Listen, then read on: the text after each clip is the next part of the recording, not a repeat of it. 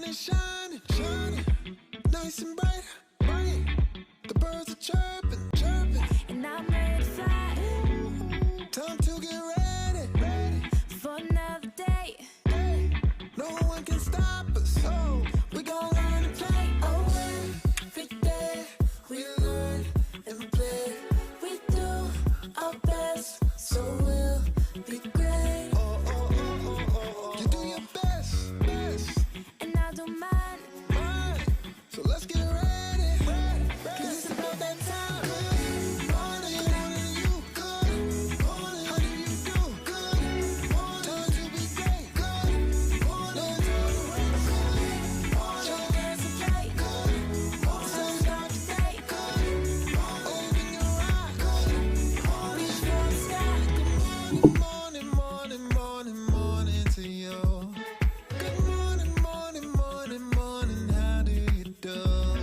Good morning, morning, morning, morning, morning to you. Good morning, morning, morning, morning, how do you do? Good morning. You see me on my grind. Woo, stars got to shine. I'm a supernova. Yeah, you see me taking over. Yeah, I'm on the move. I got a way to shine to. So let me hear you say, every day we gon' learn and play. Do not attempt to adjust your radio. You're tuned in to the AM Wake Up Show with Portia Mitchell, Portia Monique, and Ashley West. I got a black screen. What we doing? You have a black screen. Keep a black screen? Yeah. Good morning, world. Oh, I can't hear nobody. TJ,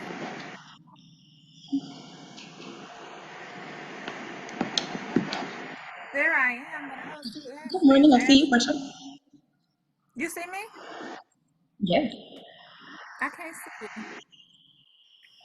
Anyway, good morning, y'all. Today is Tuesday, February 23rd, 2021. To adjust your radio. Yeah, that's what I was watching. It's black. It was a black screen.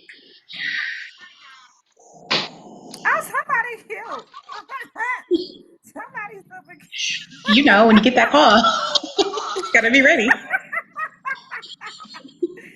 That's what's up. What's up, producer Ashley? Hey. Hey, girl.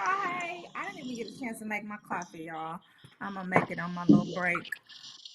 What's going on? Today is Tuesday, February 23rd. It's 8 a.m. in the morning. And we rocking out with Ashley, producer Ashley today. I can't believe this is the last week of Black History Month. Like, It 2021 is doesn't seem flying by like already. Yeah, it definitely doesn't seem like it.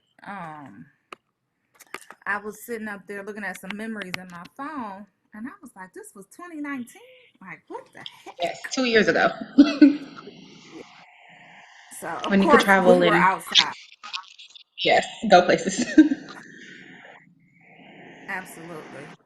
So, yeah, what we doing? It's Black History Month. It's the end of Black History Month. Even though we celebrate What's Black up, History y'all? 365 around here, What was that? What'd you say? I said, even though we celebrate Black History 365 days around here. 365 days. Good morning, good people. Taru is on Facebook. Good morning, Taru. Hey, Good morning, Stephen. Taru. Good morning. Crystal Moore from Memphis checking in. What's the weather down there in Memphis? Y'all good down there in Memphis? I heard y'all ain't had no lights. I heard y'all ain't had no electricity. Y'all good now? Um, yeah. Somebody from Texas check in. Let me know what's going on in Texas. Y'all good yet? How was the weather in Atlanta, Ashley? It's not bad. It's like 50s, sunny. Walkable weather? I need to It's get out walkable and weather. walk. It is. Oh, you come to Atlanta? Uh-uh. Don't y'all have the All-Star game coming up? Yes, the 7th, March 7th. And the mayor has advised Oh, it's supposed to be a TV only event, so stay home. However, I've been seeing events all down my timeline already. oh, but she said they're not sanctioned events. So Exactly. what y'all still partying in Um, Atlanta? People up. They still People showing may up. be, Ashley won't be. Where will you be? Where you Oh, you know where I'll be. talking about you running this It's confidential. confidential. I'm doing you like Drew It's a need to did know. Kenya last night. Right. Mm-mm. Hey, Lance Westbrook is on. Girl, Jean, Hey, is Lance it 70 Westbrook. in Miami? Jean said it's 70 in Miami, y'all. I didn't D's know in you was in Miami. Miami, girl. Girl, Oh, I'm coming to Gene. see you. Jean. Yeah. Oh, hey, Stacy. Hey, Stacy. Good morning. Yeah. So anyway, so what's going on in the world? Jay-Z making news, making moves, making news. Doing it big.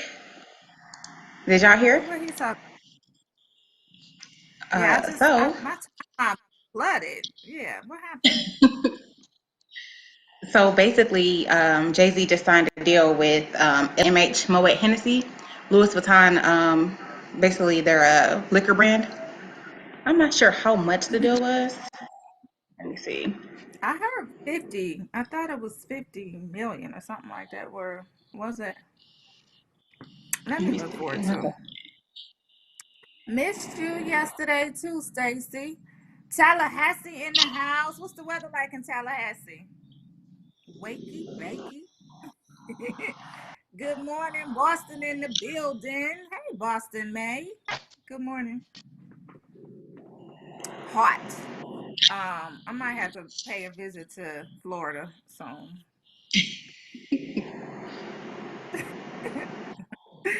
Because these winter blues up here, y'all. Y'all know I'm still in Detroit and it's blanketed like the weather. I went out yesterday. I had to go run some errands yesterday. I went out yesterday and yep, it was still cold and it was slush everywhere and it was snow everywhere and it was just a lot. So I'm ready to, I would even go on the beach in Miami. Miami is not one of my favorite beach places, but I will definitely go on the beach in Miami. So, Jean, when I get to Miami, I'm coming to see you, girl. We're going to have to toast Yeah, to that. I feel the same way. Like Miami is not my favorite place. However, I somehow end up there at least once a year. So, Yeah. It was like that. I didn't go last year. Did I go last year? I didn't go 2020. 2020, I didn't go anywhere unless it was in the first couple of months. Like March was when I stopped traveling. I remember it was March 12th. I stopped traveling. And I was like, okay, that's it. Y'all, I don't know. The world about to come to an end. oh my god. Yes. So I didn't go last year. Good morning, Iris Baker. All right, Kobayashi Cosby. Um, somebody. Oh, New York is in the building too. Chicago. What's up, Tiffany Jackson? Is that my Tiffany Jackson? Let me see if there's my Tiffany Jackson. But good morning, y'all. Did you find the story? Yes. So basically, LVMH, which is Louis Vuitton Moet Hennessy, acquired half of Armand de Brignac, which is Jay Z's champagne line, also known as Ace of Spades. Basically, the deal gives Jay Z the organizational support and distribution power of a global drinks machine. Um, so while LVMH gets the cool clout and lifestyle marketing, um, a pace-setting Black cultural leader gets his way into a luxury liquor line. Mm-hmm. So yeah, it's How much not did he saying pay? exactly how. Well, Ace of Spade is typically like Okay, that's $300 a bottle. So in yeah. I thought 2018, Ace of Spade was valued at $250 million. So okay. All right. Jay making moves. I just saw my timeline littered, like flooded with the GOAT. Jay-Z, everything. Congratulations. He's the man. Ace of Spades. I'm like, okay, that's what's up. I saw a post from Tina Lawson, his mother-in-law, basically just thanking him for being the man that he is, and saying congratulations because remember when they were doing that deal when he was getting in with the NFL and people was like, he is sellout, he this and he that. And I'm like, how can he affect change from the outside? Like he has to be inside. And people's like, nah, he is sellout. He's sitting up there talking about don't do Super Bowl, don't do this. We not dealing with cap, we over it, whatever they were saying. But to effectively make change, you have to be on the inside, right? And if you ever worked in corporate America, you will know, and because you probably experienced it if you're black, that you have to be in those inner circles to know what really is going on. Like you have to be at the after meeting. Like you can't just be at the meeting and then go back to your desk. No, you have to wait for the after meeting and or go to the pre-meeting. But effectively you have to be inside is what I'm trying to say. And that's what Jay knew. He was like, listen, I gotta be on the inside to make change. So no matter what people were saying about him, they were ridiculing him, they were calling him a sellout, they were calling him an Uncle Tom, he still made change effective. And we saw it with this year's Super Bowl, right? So you had her singing, what was her singing? America the Beautiful. You had Jasmine Sullivan singing the national anthem, and then you had The Weeknd with the halftime show. So we all can take a note from his book. About getting equity in these companies. I'm just saying, all of it. Yes. Good morning, Nicholas Clegg. Good morning. She said, "Oh, girl, you 3 blocks from the beach. You moving to a condo right on the beach next month. Girl, I'm gonna be there. Don't do that. Don't play with me, Gene. I'm coming." So it looks like we're Okay, about to go y'all. to. Yeah. So, let's get into some more news when we come back. We gotta go to the break, and we'll be back in a second. See y'all in a minute. Today I'm going to talk to you about physics. Come on in, girls. Let's go. This is the first rocket to get humans to Mars. Really tall. I'm a rocket structural engineer designing and building parts of the rocket. You are the generation that will be stepping foot on Mars. Do I have a group of astronauts on my hands? Yes. You can become a rocket scientist or whatever else you want to be. If I could be you, and you could be me for just 1 hour. If we could find a way to get inside each other's minds. If you could see you through my eyes instead of your ego, I believe you'd be surprised to see that you've been blind. Walk a mile in my shoes. Walk a mile in my shoes. Yeah, before you abuse, criticize and accuse. Walk a mile in my shoes. Walk a mile in my shoes. Well, before you abuse, criticize and accuse. Walk a mile in my shoes.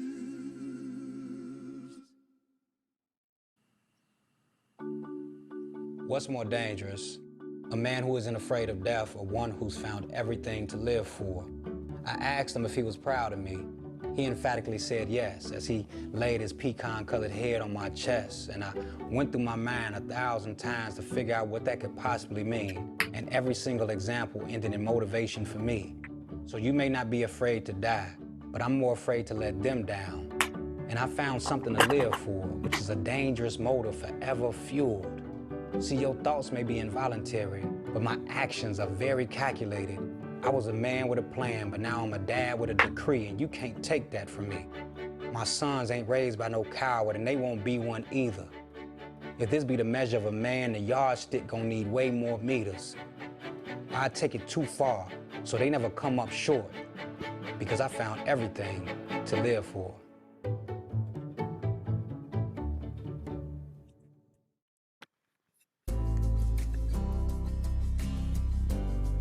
If doctors, nurses, and grocery store clerks can wear a mask for 10 or 12-hour shifts, you can wear a mask for an hour or less when you go to the store.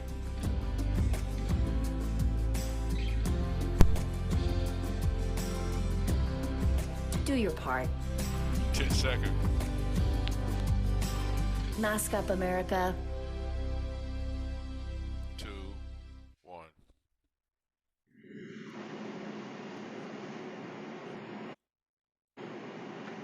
Hey y'all, hey. Let's get into today. What's going on? Is my report queued up? Do we have a report?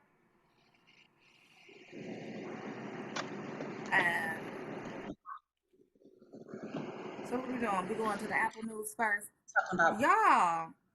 So, we going to Malcolm first. I'm trying to read the chat, y'all. the breaking news. What chair are you talking about? Okay, yeah. So, okay. Terry, shut up. What did Terry say?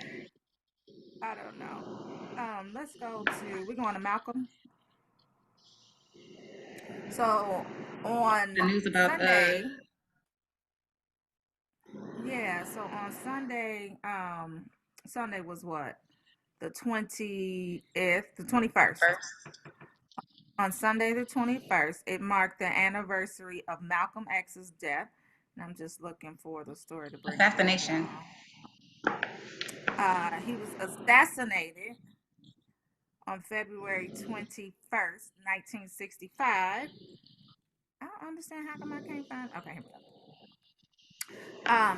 And there was some new news that came out about it. So, this, where is it? I want TJ to bring up the letter. The actual letter. Yeah, so there was some new news that came out about his death surrounding the assassination. It surfaced in a letter written on a former NYPD officer's death. And he says, his name is Ray Wood. He says, I have carried these secrets with a heavy heart. So new allegations surrounding the death of Malcolm X has surfaced in a letter written by a former New York City Police Department officer on his deathbed, Ray Wood. I guess he wrote it on January 25th, 2011, and it's just now coming to light. But Ray Wood, who was serving... Go ahead. Oh, he was terminally ill and thought that he was going to die back in 2011. He had some kind of pancreatic or colon cancer. So he entrusted the letter to his cousin to deliver upon his death. Okay. So he was an undercover cop at this time, during that time. And he wrote a letter in which he admitted that he participated in actions that in hindsight were deplorable and detrimental to the advancement of his own Black people. When he was hired in the NYPD in '64, his job was to infiltrate civil rights organizations to find evidence of criminal activity so that the FBI could discredit the subjects and arrest its leaders. How familiar does that sound? Just, Very. And I guess familiar. at that time, because so I read the letter, and in the letter he basically was just saying he felt like he didn't have a choice, right? So he felt like they were going to either kill him or arrest him or set him up, and so he felt like he had to carry out the orders of his superiors because he felt like he just didn't have a choice. Go ahead, Ashley. He said he tried to resign, and then they tried to put charges of marijuana and I believe alcohol, some kind of alcohol bootlegging on him, unless he continued with the mission. But he didn't die until 2020. So this letter has been around for about 9 years or 10 years now. Yeah. Let's go to the video of Malcolm X that's queued up.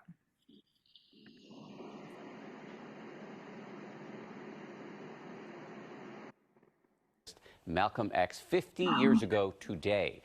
It comes from the family of a former NYPD officer in a letter released after his death. And ABC's Zachary Quiche is at the Audubon Ballroom in New York City, where Malcolm X was shot. Zachary, good morning to you. You know, Malcolm Little, Detroit Red, El Haj, Malik El-Shabazz, Dan, you can call him whatever you like. Malcolm X was a fearless black man. It made him a prophet for some and a problem, a threat for others.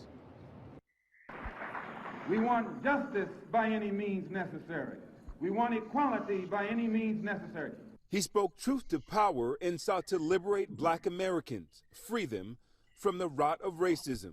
Who taught you to hate yourself from the top of your head to the soles of your feet? 56 years after Malcolm X was assassinated here in Harlem, new details have emerged. According to this deathbed note penned by a former undercover NYPD officer sent to infiltrate and undermine the man and the movement, the letter says both the FBI and the NYPD were involved. Under the direction of my handlers, I was told to encourage leaders and members of the civil rights groups to commit felonious acts. Ray Woods is his name. Lawyers say after carrying the burden of his decisions for decades, the details were placed in the hands of a cousin, Reggie, to be released after his death. He was a good man that was tricked and forced to betray his own people. And he felt guilt and remorse for that for 56 years. There have been questions about what happened at the Audubon Ballroom from the beginning. Many have been explored through books and film, most recently in a Netflix documentary. Because the official count of who killed Malcolm X, it's not true. Far too many African Americans who have stood up to voice equality and justice in this country have found themselves being persecuted, prosecuted, or in the case of Malcolm X, assassinated. The NYPD says it has provided all available records relevant to that case to the district attorney. The department remains committed to assist with that review in any way. Civil rights attorney Benjamin Crumb says this is about restorative justice, setting the record straight. This is the only way we can bridge this divide. We have to have transparency plus accountability, and that's the only way we'll ever get to trust.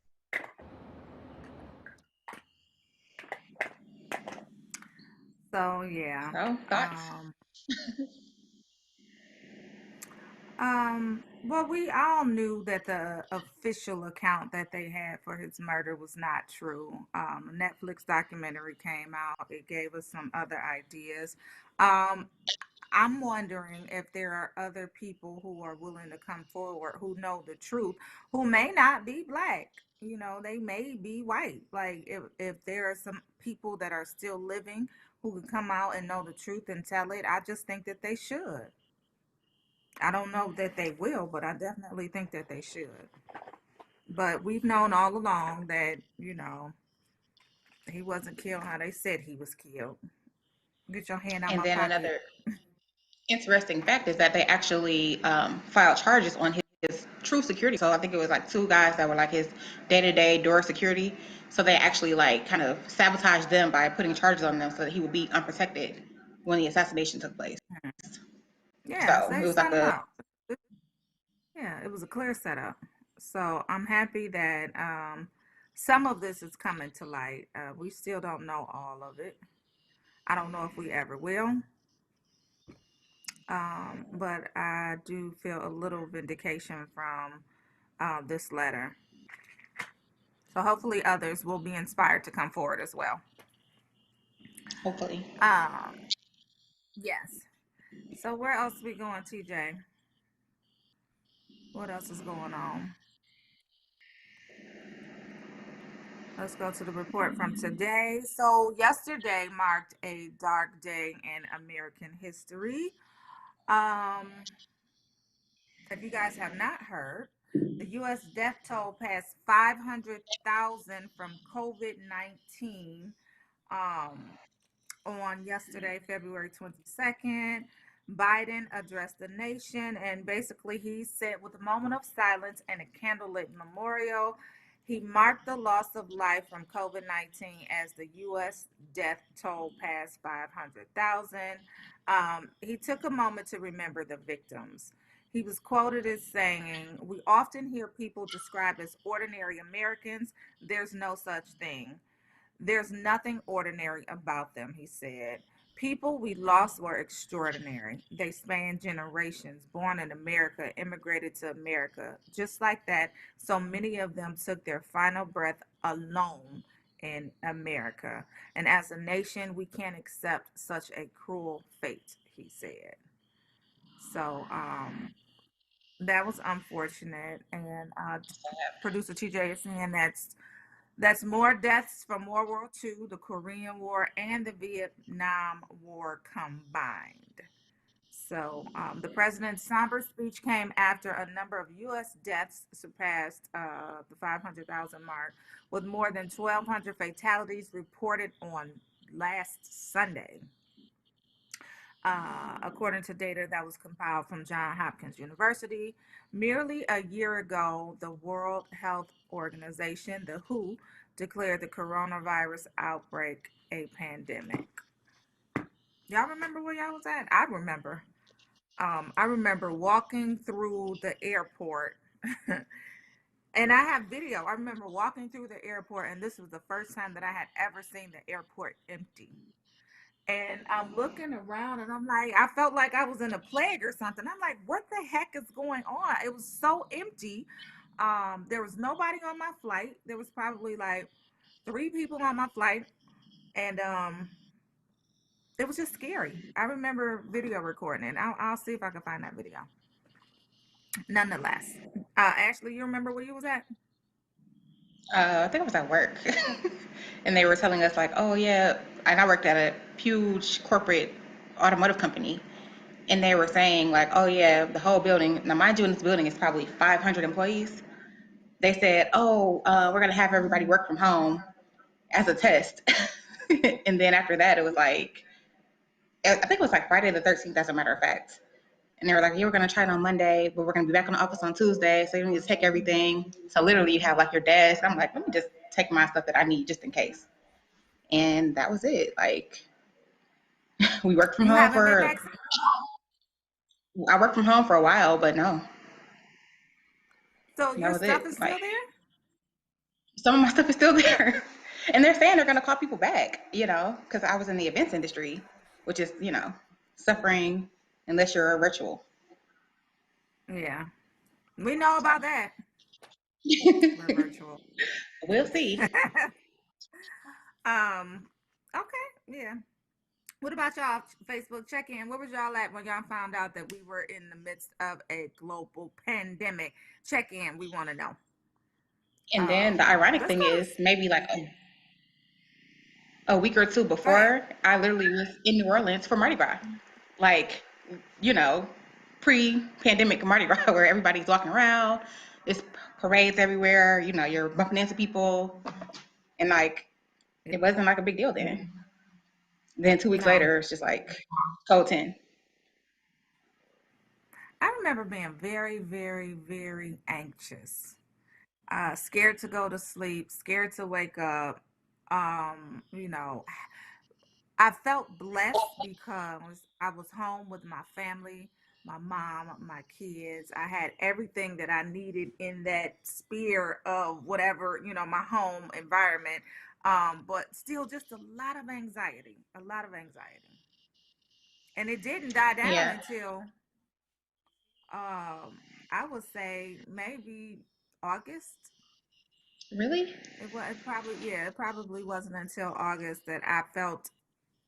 I'm lying. So I'm going to say June. It probably wasn't until June because June was when I got up enough courage to I had to take a small little trip. I'm not going to tell on myself, but anyway. Well, you traveling during the pandemic? It was a small little trip. And after I did that, you know, I felt enough courage to be like, okay, we're going to be all right. We're going to be all right. So Let's move on to Stevie Wonder, y'all. What'd you say? I was gonna say June is when Atlanta pretty much opened back up like normal. So yeah, June. That's Yeah, kind it's of when I June for felt me. more relieved to. Yeah. Okay. Y'all know Stevie Wonder is moving to Ghana permanently. Did y'all hear that? Hey, Stevie. I heard. So Moving he to Accra, declared right? with absolute resolve. I hope TJ can go to the video. TJ, there's a video there too. But he declared with absolute resolve that he is moving to Ghana to live out the rest of his days. The 22-time Grammy winner said he has grown weary of America's infuriating and mystifying unwillingness to accept all of its citizens. Equally anyway. Wonder, who is 70, whom most R&B artists and even pop singers revere as a source of inspiration for decades, blew Oprah Winfrey away during a recent episode of Oprah Conversations when he said that once he makes that move to the motherland, he says he will not be coming back. Let's go to the video if we can. While he's getting that ready, I'll give you a snippet of what he said. He said, I promise you, America, he was referring to America, if you do the right thing, I will give you the song. I will give it to you. You can have it. Because I want to see this nation smile again, and I want to see it before I leave to travel to move to Ghana, because I'm going to do that. I wonder if he's taking people with him, like a 2021 Niagara movement. Stevie, can I come, please? I've never been to Ghana. That's on my bucket list. I definitely want to go. I believe. Go ahead. I was gonna say they're one of the only African countries that has a type of dual citizenship for Black Americans, where you can come and have like a land grants or some kind of like land program. So they actually are encouraging. I think in 2019 they had that big movement to bring like all of the people from the diaspora back. There was like a music festival. Let me see what it was called. It's on the tip of my tongue. What was it called? I'm looking it up now, but I know it was called like The Return. Yeah. So to him saying what he said, Oprah Winfrey said, "You're gonna move to Ghana permanently," and he said, "I am." He said, "I don't want to see my children's children have to say, oh, please like me, please respect me, please know that I am important, please value me." What is that? He asked. So let's see him talking about moving to Ghana. Would y'all move to Ghana? Afrochella. I've never been there. What is it called? Afrochella. Was that Afrochella? Okay. And that was when I remember Boris Kojo and his wife was down there. I remember they was down there, and they got a lot of their celebrity friends to go, and that was the year that we all should have gone. And I didn't get the newsletter until later. And I remember my girlfriend and I, Tiffany, we were kicking ourselves like, girl, my timeline is full of people in Ghana. She was like, mine too. I'm like, what the heck is going on in Ghana? So then you start Googling and you see all of these people got the memo. And I was like, I just wasn't on the invite. Right. I think Idris Elba, Boris Kojo, Naomi Campbell, Anthony Anderson, Steve Harvey, Cardi B, T.I., Ludacris, Rick Ross, Akon, just to name a few, were some of the performers that they had. It was a pretty big deal. They had 1.5 million tourists, including celebrities, politicians, and world leaders. And they actually spent $1.9 billion. So, pretty significant amount of money. Yes. I think we all should move. Honestly. Okay. Well, let's see what Stevie Wonder said. Let's see what Stevie Wonder said. Go ahead. I'll give you the song. I'll give it to you. You can have it. Because I want to see this nation smile again. Oh. And I want to see it before I leave to travel to move to Ghana. because I'm going to do that. You're gonna move permanently to Ghana? I am. You are? Why? Because I don't want to see my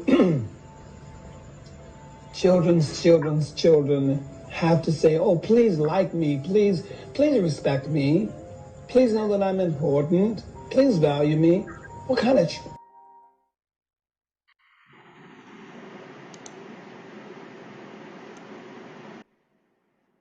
I didn't see the last of it, but it sounded like he was like, "What kind of trash is that?" That's what it sounded like he was about to say. Let me see what Facebook talking about. What y'all talking about?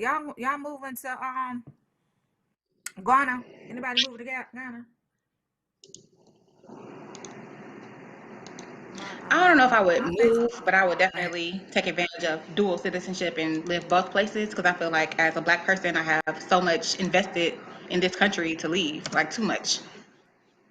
Like what? Like the fact that my grandfather was a Korean War veteran, my dad is a Vietnam veteran, so we fought all the wars for this country. For me to live here and be free, and But do whatever who's it is I want to free? do. But who's I think we free? have a lot of that we may not have in other countries. But I just feel like we have invested too much to just completely abandon the country. Well, I Even though I don't feel know. like I Black like people the idea. I didn't hear you, Ashley. What'd you say? also, even though I believe that Black people could really make it anywhere, like if a mass amount of Black people moved to Ghana, it would probably be like a new America. Or as far as just, our industry and drive and work ethic. I like the idea of the dual citizenship. Like I love being co-located. Like I would if it was within reason, like I can't fly back and forth to California every week. That flight is just way too much. But I could do an hour flight, and live on the East Coast or live in Philly or, live wherever. I'm just saying. And Or I could even come do back here to summers. Michigan. Mm-hmm. You I said would you have do to do my summers? winters elsewhere, but I could come to Michigan during the summer and spring only. I don't even have to come back to Michigan. Like I really, really don't. Like the only thing that's keeping me here is that my sons are in high school. Other than that, like I can just go and float. I wouldn't mind, really. I would definitely have to get a steady source of income. But they could have a house. Y'all can have this house. If y'all wanted to come back on breaks or whatever, the house is here. Breaks Noted. and coming. I'll be back. Right. But I don't necessarily have to come back. Like I don't have anything that's rooting me here. Because like I said, we from Cali. We can go back to Cali. We can go. I can go wherever. I'll go with Stevie to Africa. I would. Anyway, do they sec? Girl, don't do that. Jen, you crazy Section 8. girl. Right. Talk Jean about said, do do they they have have Section Section 8 in 8 Ghana? in Ghana? I'm joking, but I don't think I can afford it. I'm on Social Security. I think you can though, Jean. I don't know. Let's see the What's the currency money? exchange. Yeah, what's the currency exchange? Yeah. So D is agreeing with you, Ashley. She said way too much bloodshed here, and she like, I can't go. I could Oh, definitely be co-located. What is it? one Ghanaian, I believe it's pronounced CD, is 17 cents in US dollars. Okay, so So I'm gonna have basically, to 200 US eliminate. dollars will be 1,164 Ghana CDs. Girl, Jean, we can go over to Ghana and live. Girl, let's go for So $200 a 17 month. cents on a dollar. I'm sure we can go live for That's $17 crazy. a month. I mean $17. $200 a month. Let's go, girl. I definitely want to go explore. Like I've never been to the seven wonders of the world. Have you been to one? I don't even think I've been to one. What are they? I don't even know if I can name the seven wonders of the world. The Leaning Tower of Pisa. What else? I haven't even been to that. What are they? The pyramids. Lord Oh, Jesus the Christ, pyramids, I of want to course, go of to one. Gaza. So that's in Egypt. The Hanging Gardens of Babylon, the statue of Zeus at Olympia in Greece. I don't necessarily have to go there. The Temple of Artemis at Ephesus, the Mausoleum at Halicarnassus, and the Colossus of Rhodes, the Lighthouse of Alexandria. I don't have to go to none of those. I can go to the Yeah. pyramids and the Lighthouse of Alexandria. I can do that. I've been to the Colosseum, Is the Grand Canyon? but that's Somebody not asked about the Grand Canyon. Is that one Grand of the Canyon. wonders of You the know world? what?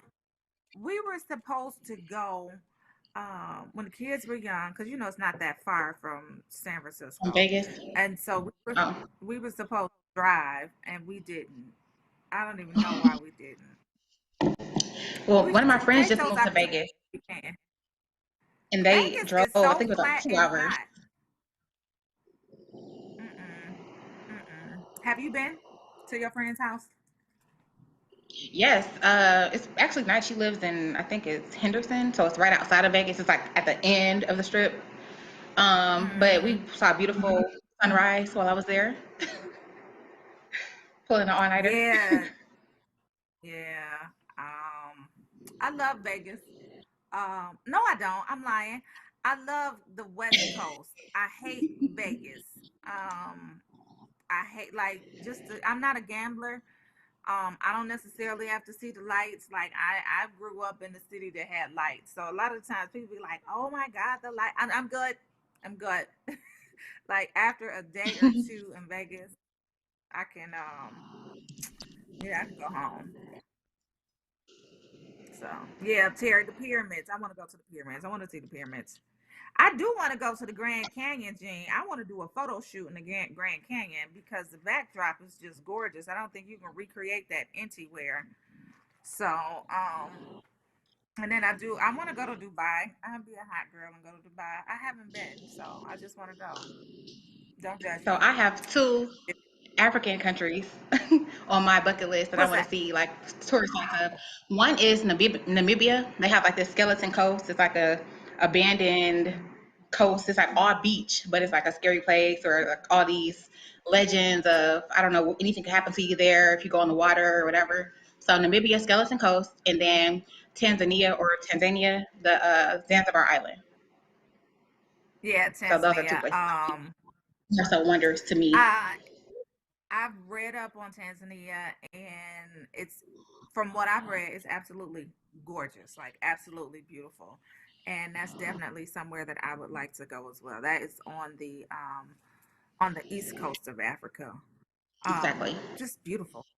Seychelles is another place. That's Oh between yeah, Africa and India. Look, God, it looks so off the coast of pristine. Madagascar. It's like Yes, the African yes. Hawaii. Where y'all want to go when the damn pandemic is over? Stacy, you want to go to the Nile? Girl, let's get a trip. Let's go. Let's go. Yes, it is easy to drive to the Grand Canyon from Vegas, Gene. Let's go. I want to do it. I just want to go, y'all. 2021 can't, I mean 2022 can't come quick enough. Uh don't do that. Don't you had you better tell him that you got a minute a minute. Uh I'm messing with producer Ashley. She's trying to leave y'all. That's a no. We got a guest coming at 9 o'clock. So leave at 9 o'clock. I'll get in trouble for you. Let's go to the ABC in my Society Texas store. Let's go there, TJ. So Texas store, HEB gives customers free groceries during the power outage, y'all. So we found out about this because a couple's show of appreciation has gone viral for the Texas grocery store that gave its customers free groceries after a power outage on Tuesday. So Tim and Debbie Hennessy, y'all think they're heirs? You don't just necessarily have a name like Hennessy. Anyway, Tim and Debbie Hennessy told ABC News that they were two among hundreds of shoppers at HEB store in Leander when the power went out. A clerk told the couple to take their items to checkout, but after about 15 minutes of waiting in line, the people ahead of them started to move quickly. Um, Hennessy said that the woman at the checkout first asked if they had any alcohol. He said no, but if you are giving out drinks, I could use one about right now, she said. So then the clerk said, please go ahead, but we can't bag anything up for you. At first, he said his wife and himself were a bit confused and asked, how or who do we pay for our groceries? We probably had a couple of $100 worth of groceries. She said, just go ahead and be safe driving home. Oh, that was definitely a nice gesture. So he said the store's generosity made him and his wife tear up. This is the America that I know, despite all the negative we hear, see, and being reported daily in the news. America and most Americans are still kind, thoughtful, generous, and caring. He wrote. He forgot to say that the never mind. I was gonna say it was gonna fall flat. Anyway, never mind.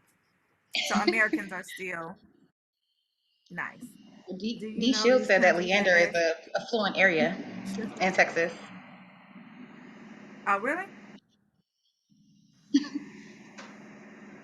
I stay quiet. Do not want to sing pandemic tone deaf. Terry always coming for me. Do you know those countries that Ashley says she wants to go to are in Africa? For your geography teacher. I'm just saying. I mean, we were talking about Africa, weren't we? We were talking about Africa, weren't we? Yes. Okay. We should do a 7 African wonders of the world.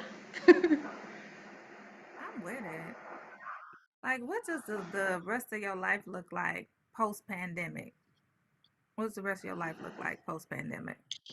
I think I would What be we doing a doing? lot more What we traveling. doing with our lives? I feel like I didn't like take as many opportunities to travel as I should have because I was like always working and focused on other things, and I'm like, dang, I should have went here, I should have went there.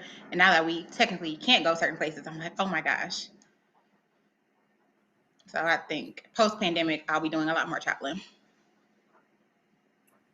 What about you? Somebody said you was doing traveling. Somebody lying. Tell them don't be lying on me. Somebody said that you was already. That ain't none of my business. All right, so I just have some Black history for you guys before I head out.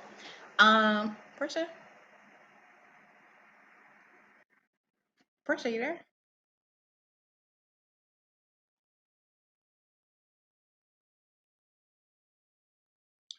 Anywho, I got some Black history for you all. How many of you know about? Huh? Go ahead. Okay, so the woman in the picture is Mary Ellen Pleasant. A lot of people know about the raid on Harper's Ferry, about John Brown. This is the woman who actually sent him $45,000 in, let me see what year. I think it was like 1850s sometime. Anyway, it was the equivalent of $1 million. She was actually from a whaling town. Yes. She was actually from a whaling town in, I want to say Maine or somewhere on the Northeast coast. And she ended up moving out to San Francisco and made millions of dollars as a laundress. She was a money lender. And she had a couple of other hustles. So she was able to accumulate mass wealth in the 1850s. So a lot of us know about Madam C.J. Walker as the first millionaire, but this woman was actually a millionaire as well. And her name is Mary Ellen Pleasant. All right, Mary Ellen Pleasant. Your little Black history fact of the day. 19th century American entrepreneur, financier, real estate magnate, and abolitionist. She identified herself as a capitalist by profession. In the 1890s, she attended Religious Society of Friends before being baptized in the Baptist faith. She worked on the Underground Railroad. Okay. and helped bring it to California during the gold rush. She was a lover, friend, and financial supporter of John Brown and well known in abolitionist circles. After the Civil War, she won several civil rights victories, one of which was cited and upheld in the 80s and resulted in her being called the mother of human rights in California. Mary Ellen Pleasant, born August 19th, 1812. 1812 ish. 1812 to 1870. They not too sure. But she died on January 4th, 1904. So, little Black History I can fact. We still imagine. bring Black History facts. Yeah. I'm going back to So, Facebook. Iris Baker said she'll be 60 next year. Girl, you look good. So she said I'll be happy 60 birthday. next year. And I want to go to Hawaii, but I don't know if I could sit on the plane for 8 hours yeah, you will have to break that trip up. And Hawaii is definitely a very long flight. So you'll probably have to like fly to California, spend a couple days in California, because that's like a 4 hour, it's still a 4 hour flight from Chicago, Iris. You can fly to San Francisco because I think the flight might be a little faster from San Francisco, and or fly to LA. Go chill in LA. Take a, tour of LA. Go to Venice Beach. You been to LA before, Iris? Anyway, go to LA, go to Hollywood Hills, and kick it in LA. And then get on a flight like 2 days later to go to Hawaii. That Hawaii trip from the East Coast is no joke. Like It's I like did 12 it hours, the isn't it? first. It could be. So I did it the first time, not necessarily knowing what I signed up for. I'm like, I'm going to Hawaii, whatever, and got on the flight and went to Was California. there. I didn't get off. Went to California because I had a layover in California and went directly from California to Hawaii. I don't even know how long I was on the plane for. By the time I got to Hawaii, I left here. It was daylight.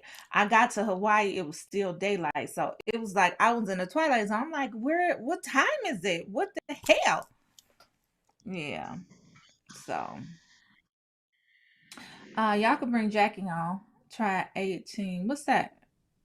18 Asia. hour Oh, hours. Hours. No. Yeah, 18-hour flight to where? That's another thing. Like, I do want to travel, but those long flights, you just be like, Lord Jesus, help. Thailand, I do want to go to Thailand. I missed the opportunity to go to Thailand pre-pandemic. One of my good girlfriends that I went to grad school with, Nina. Shout out to Nina. Her birthday was last month. And she actually went to Jamaica. I missed that opportunity too. I was scared though to go to Jamaica, y'all. She was like, I gotta do all this COVID-19 stuff, girl. So I was like, But anyway, she asked me to go to Thailand and I backed out at the last minute. Like I put down my money for it and everything and ended up just not going. Scared. I bet you I won't do that again. That's how I feel. Scared. And at the About time our trip. I was working corporate and so I couldn't get all that time off and I was gonna have to, whatever. So anyway, it didn't happen. But I need to go. Jackie Clark. Come on, Jackie Clark. Jackie. Let's check back in there, Kathleen. Hey, good Yeah. morning. Good morning. Okay, Pixie Cut. Looking beautiful as usual. Thank you. Good morning. Yes. So, I'm just following back up with Facebook. I'll check back in with y'all in a second. Facebook. New York to Tokyo is no fun. Jackie Clark, extraordinaire, founder of the Well Connected Virtual Person of the Year. Jackie teaches us a lot, y'all. Jackie, welcome to the Rolling Out AM Wake Up Call. Please introduce yourself to our family and stay and kick it. Ashley gotta go. Bye. Bye, Bye, then. Ashley. Ashley gotta go. Yes. But yeah, Well, good morning. introduce yourself. You look cute this morning. Yes. Thank you. You do too. Good morning, good morning, good morning. Thank you all. My name is Jackie Clark. I'm the founder of The Well Connected, which is a creative communications agency. So we specialize in sponsorship acquisition, pitch deck and presentation design, and then agency support for those who need PR needs. So that's a little bit about me. And we do a lot of virtual events as well. Okay, cool. We're living in a virtual world, Jackie. Like Yes. post pandemic, we a year in, we're probably gonna be at least another year in. But I don't know. What do you foresee in terms of the future? Like, is it going to remain predominantly a virtual world? What can you tell us about that? What are your thoughts about that? Well, through some of the research I've done and conversations I've had with other event managers and people, virtual is not going away anytime soon. And with this whole work from home culture and everybody, working virtually now and remotely, in-person events are going to take time to resume. And if they are, they're going to be at a lower capacity than they used to be.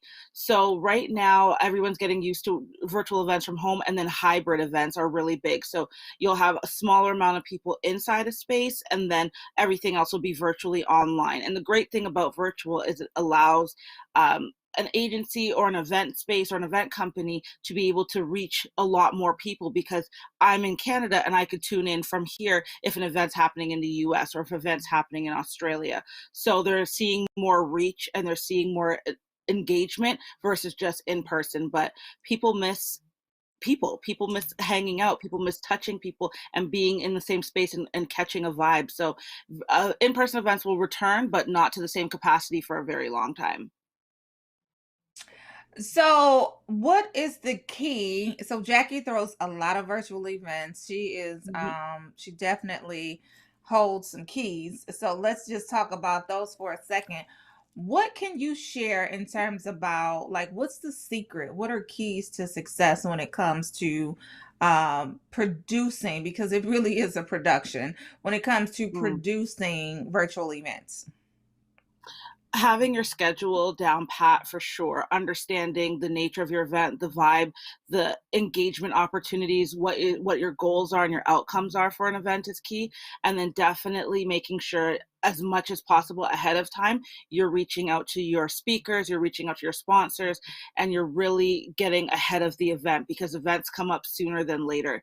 And to be working backwards all the time gets really tiring because you always feel like you're playing catch up. Another great tip is to check out your virtual space and make sure your speakers, your sponsors, your presenters, everybody understands the platform and knows how to use whatever platform you're choosing, knows how to use it correctly and well. Because we are in a live space, any and everything can happen. So it's really about, making sure that all of your T's are crossed and I's are dotted.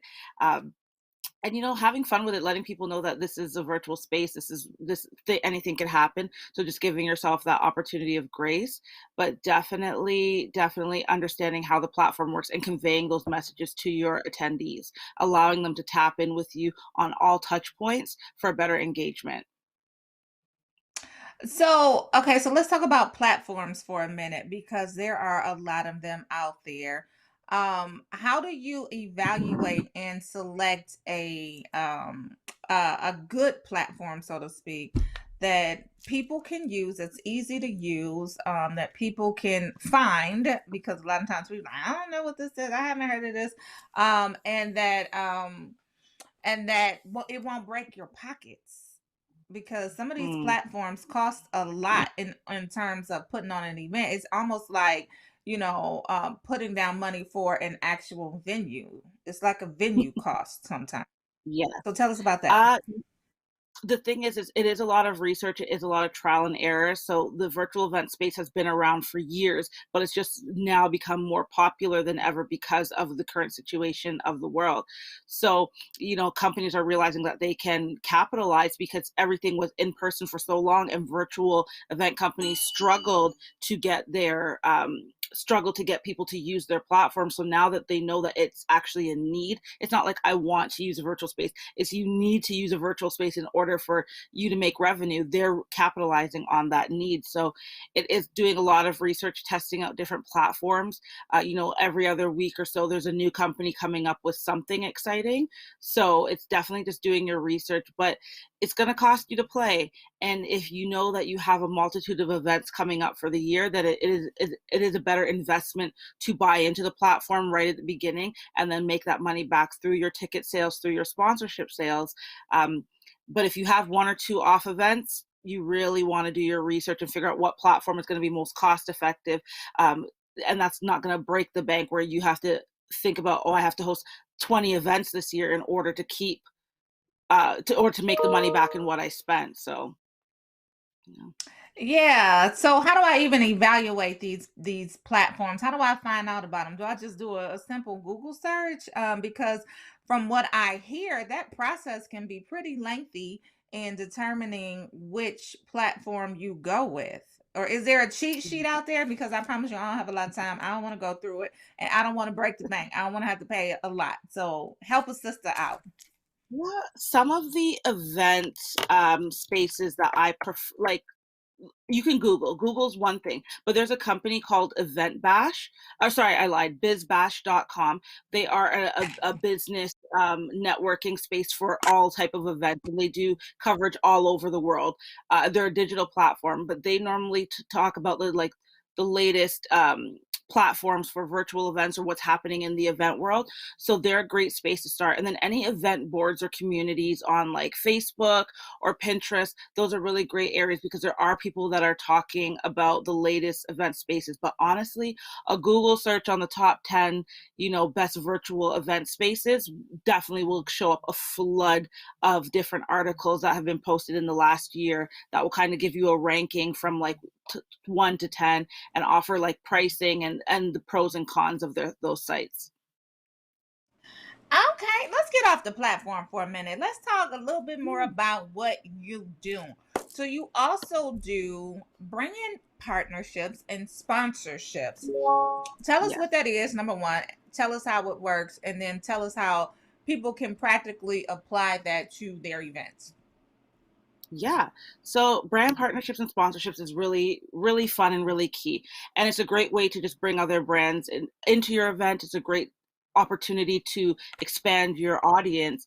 And the great thing about brand partnerships is you get to work with brands in a capacity that is a little bit different than just a free giveaway. You're definitely able to integrate them into your space and build a lasting relationship. So one of the things that my agency does is we spend a lot of time of mapping out brand partnerships for better opportunities for engagement. So it's not like having just a brand logo on a flyer anymore or on your website, because brands don't actually care about that. They want to know who your audience is, who your target is, and what fun type of activation, whether it be in person, whether it be gifting or digital, that you can, or virtual, sorry, that you can offer your attendees that allows their product or service to get better use. So we spend a lot of time, like I said, mapping out activation opportunities. We've done on-site photo booths with like companies like Bumble. We've done gifting boxes where it's like a surprise box with a lot of different companies. We've also encouraged and invited some of these reps from these brands to speak on our platform or host a panel or, manage a stage and definitely get them inside. But brand partnerships are super important, but you have to think outside of the lens of I just need product for my gift bag, because sponsors will be like, oh, okay, but like, how can we be more integrated? So you really need to look at the platform or the venue space and think about the ways that you could incorporate a brand. Liquor brands are becoming really big online because a lot of these virtual spaces have waiting rooms or, networking areas that you could do a cocktail hour where you could have a mixer show on how to mix. Obviously branding the stage. So like if I'm looking at my Jack Daniels bottle right now, you could use Jack Daniels as a branding sponsor. So Taylor, it's sitting on the floor, so it's just there. But it's not open. Absolutely not. It's not open. It's not open. You It's had free. some this morning. Absolutely not. It's too early. But brand partnerships, like I said, are very important for just seeding longer relationships. And the great thing is if your event is something unique and different that is not on a brand's regular calendar, they're going to keep you in the loop, because brands have budgets, but they're always looking to expand and get placed into different opportunities that are outside of their general branding scope for the year. So most brands have a calendar of atypical events that they like to participate in, but there is wiggle room for events that are not in their scope but reach a different audience. So yeah, brand partnerships are really fun. So tell us. So you mentioned one thing that a lot of people before the pandemic, it was huge, right? So everybody wanted to do a photo booth. Everybody wanted to have a photo booth at their party, at their event. It was that one memento that you can take away from the event and really cherish and remember. But now we have to do it virtually. And I got a chance to see how it works a little bit with one company. I'm not exactly sure the name of the company, but we did a press junket for Coming to America 2, and they offered photo booth fun, right? So how do those work virtually? I just sent a couple of them to producer TJ, so maybe he can bring them up. But I was at home, and they had me take some pictures, had me take some selfies, send it in, and they cropped it out and put me in some of the scenes, right? So that was one way that it worked. But I do want TJ to bring those pictures up. Hey, y'all, hey. Y'all see me with Eddie Murphy? That's so funny. That's hilarious. And then they had a video one too. TJ, not sure if you got that one queued up, but as soon as it comes up, bring that one up too, because it's just amazing the stuff that they can do. Like I said, I was at home. I didn't go anywhere, but they were able to pull this off. Let's talk a little bit about how they can virtually do stuff from home and make it seem like you're in that place. You're actually in that event. For sure. So AI and VR have always been big, but it's now more to the forefront because everybody's realizing that technology is super dope. So I literally just read a case study a couple days ago on the different activations. So photo booths are great, again, because it's trying to keep you in the event. You cannot duplicate the in-person feel. There's no such thing as duplicating an in-person feel virtually. It is not the same at all. You can't touch people. You can't connect with people. You can't feel the energy naturally. But they can simulate these things by offering these type of fun experiences to make you feel part of the event. And again, with social being so big, the great thing about these digital opportunities is that it's a photo that is sent to you that you're going to post on your social media now, or you're going to post on your banner, and people are going to be like, oh my God, you were part of it. No, not really. But it's going to be a talking point. So a lot of companies, I've seen some stuff now where for those who are doing hybrid events, they have, or if you're getting sent kits to your house, you're getting a wine bottle, and then you download this app and you put your phone camera over the bottle, and the bottle has a whole animation that moves and has music and says your name. They're really stepping outside of the box and really putting creativity to the forefront. And side note, that's what brands are looking for as well, is a way to just amplify this experience. But AI, if anybody's in events or looking at producing, figure out how you can incorporate VR or AI experiences digitally, hybrid, or in person. If you guys are having in-person events, I know a bit of the US, certain places are still open and having a few events. We're here in Canada, you can't have any in-person events. It's not a thing over here, but it's going to be strict over there. Y'all strict over there in Canada. Yeah, can't leave. My city just got off of lockdown orders, I guess you could say. Toronto, I'm a little outside of Toronto, but Portia, you look so funny. Y'all see me as the queen to be right there. Okay. That's amazing. So it's actually a video. It animates a little bit. I thought it was gonna do a little bit more, but if you press play. Anyway, I was a queen for a day. Don't play with me. But I was at home and they put me in that picture. Right. And see, that is the point of it. Like, you look like you actually, I see the little animations in the back. Yeah, I see it. Yeah, it's animated in the back. The roses, but you look like, I wouldn't think that you were at home. Like, looking at this, I would think that you were at that event, which is what is what that simulation is, right? They're trying to give you that experience of being at an event in front of a photo booth or a virtual photo booth. So, you know, AI, yes, and VR are going to be huge in the event community. It already has been, but it's going to skyrocket now. Yeah. Okay. Yeah, and we'll come back with those videos. I interviewed Wesley Snipes and a couple other people, so we'll play those tomorrow for you guys when Jackie is gone. But I do, so let's get into just a tad bit of educating some of these people who want to do what you do, right? So would you consider yourself like what would you consider yourself if you had to put a moniker on it? What would it be? Like extraordinaire what? What would that be? I would say engagement specialist extraordinaire, sorry, because really my focus is on the engagement side, from not just your speakers, your presenters, your celebrities, but from the experience of your attendees. Engagement is super important. I'm a visual person. I like to feel involved. I like to feel like thought was given to an event or concept. So I really walk with, or any event I do or any concept I take on, I think of the engagement aspects first.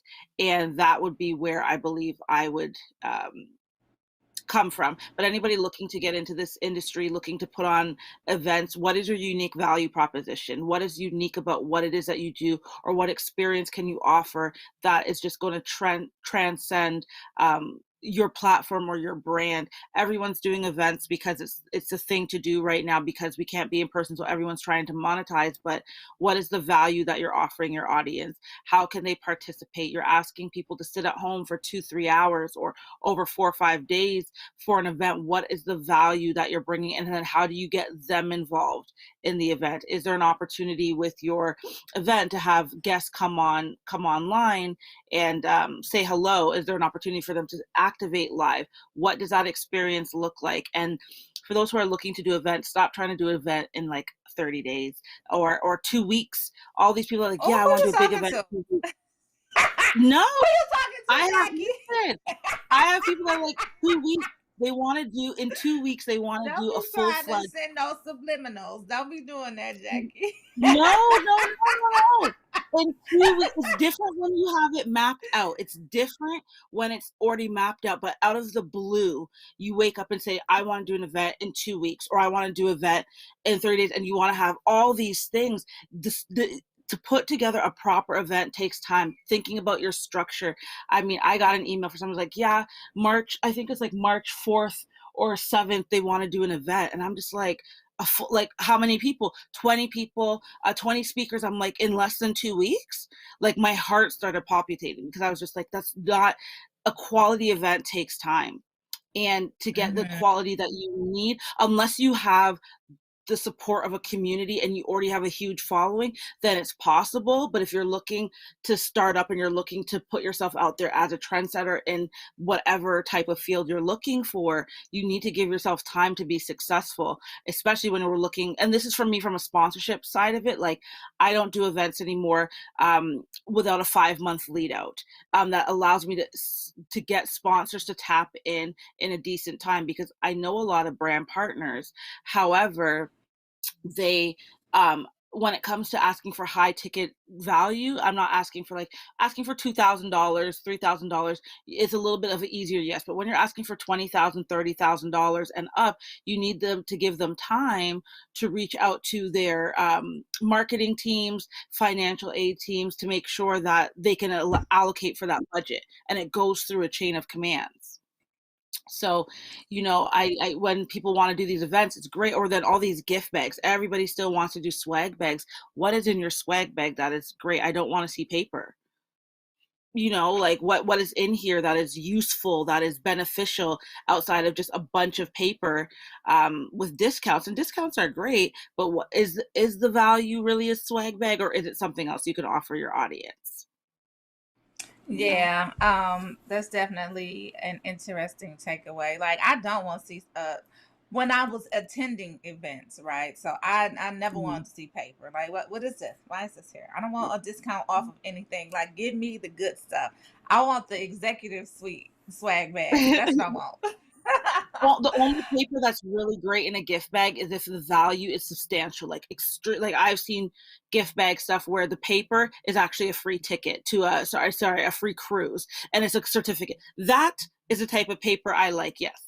What Or kind we of did that with, what kind of events was that, Jackie? I need to go to those type of we did events. that with Barbados a couple of years ago. We gave away a few actual tickets to go to Barbados, and so it was all expenses paid. So that's a value paper to me. Or unless you're giving a stack of money, which nobody does that. But those are the only type of value type of papers I like to see.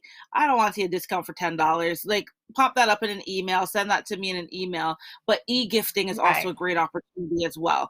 If you want to do products and you're able to get the brand to cover the shipping, e-gifting is really important, because you could set up on your website a shop page that allows your guests to pick one or two products, and then the back end gets sent to the company and they ship out, which has become big, as it's becoming big, because you don't have to worry about shipping everything out yourself.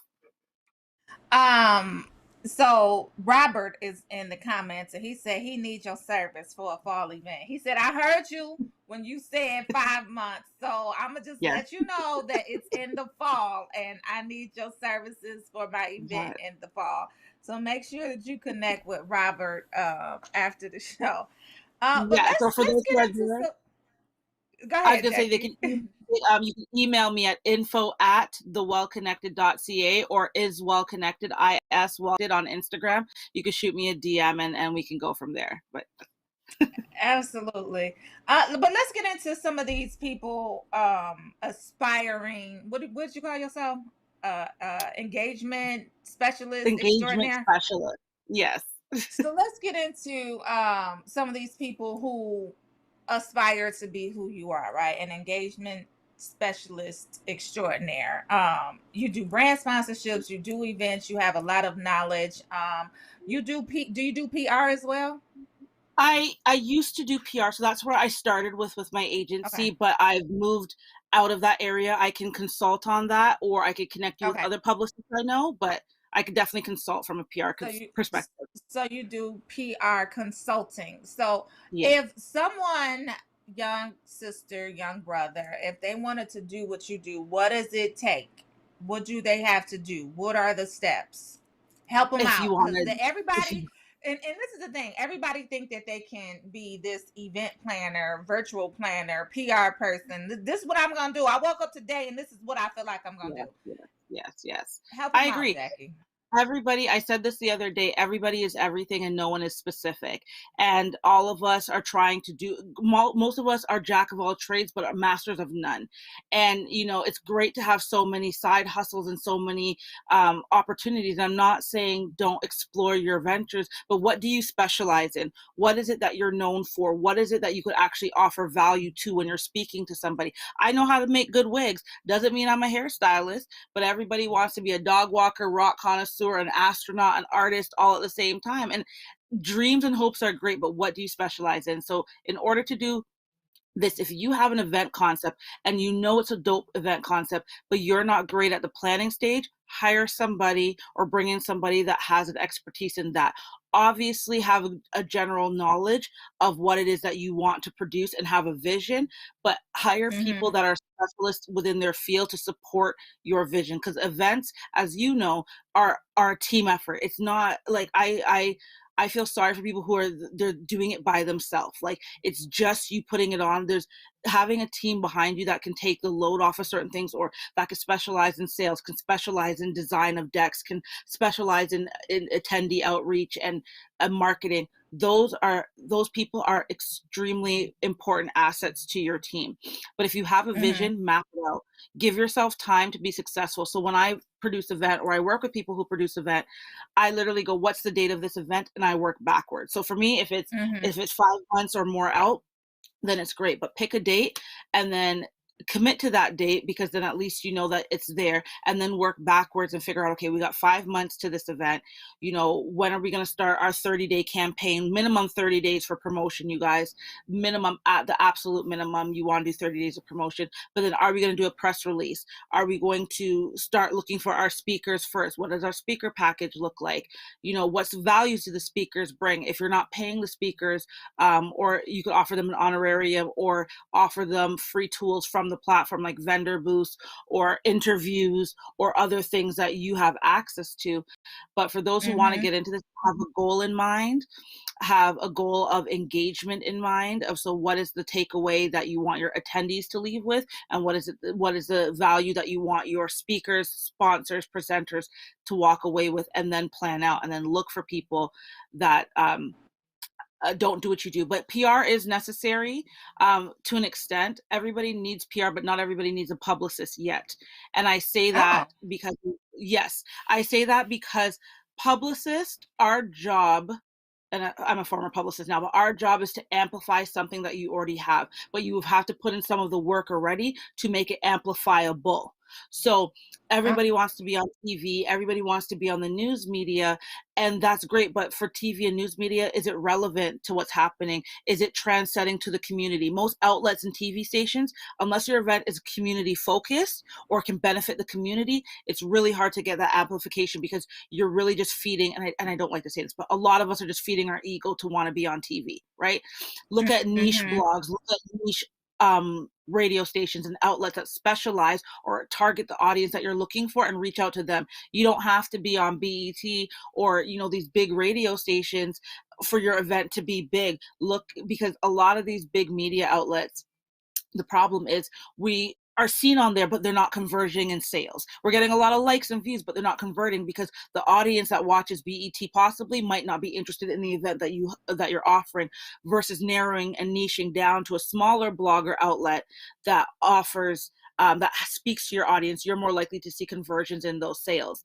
But when it comes to PR, definitely have a PR person support you with writing your communications. If you're going to do a press release, or if you do plan to reach out to the media, you can hire somebody to kind of write your press release and pitch for you, and then send it out yourself if you have a team, because hiring an agency to do that, you're paying an agency fee, which is a lot more costly. Yeah.